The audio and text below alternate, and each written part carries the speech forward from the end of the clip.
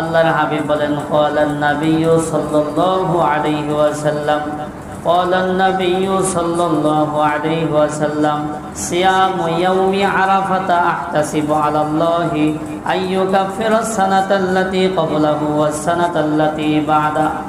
আল্লাহর হাবিব বলেন যদি কোনো ব্যক্তি 9 জিলহজ আরাফার দিন রোজা রাখে তাহলে এই রোজাটা তার বিগত 1 বছর এবং আগামী 1 বছরের গুনাহ মাফ করে দিবে। অনেক সওয়াব। তাহলে যারা আমরা 9 দিন না রাখতে পারবো, একদিন তো রাখতে পারবো। 9 তারিখে, কয় তারিখে?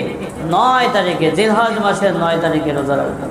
আল্লাহর হাবিব অন্যত্র বলেন ক্বালান নাবিয়্যু সাল্লাল্লাহু আলাইহি ওয়াসাল্লাম ক্বালান নাবিয়্যু সাল্লাল্লাহু আলাইহি ওয়াসাল্লাম মান সামা ইয়াওমা আরাফাতা গুফিরা লাহু মুতাতাবিআইনি সিনতাইনি। আল্লাহর হাবিব অন্য এক হাদিসের মধ্যে বলেন যদি কোনো ব্যক্তি এই জিলহজ মাসের 9 তারিখে রোজা রাখে তাহলে আল্লাহ তাআলা তার লাগাতার 2 বছরের গুনাহ মাফ করে দেন।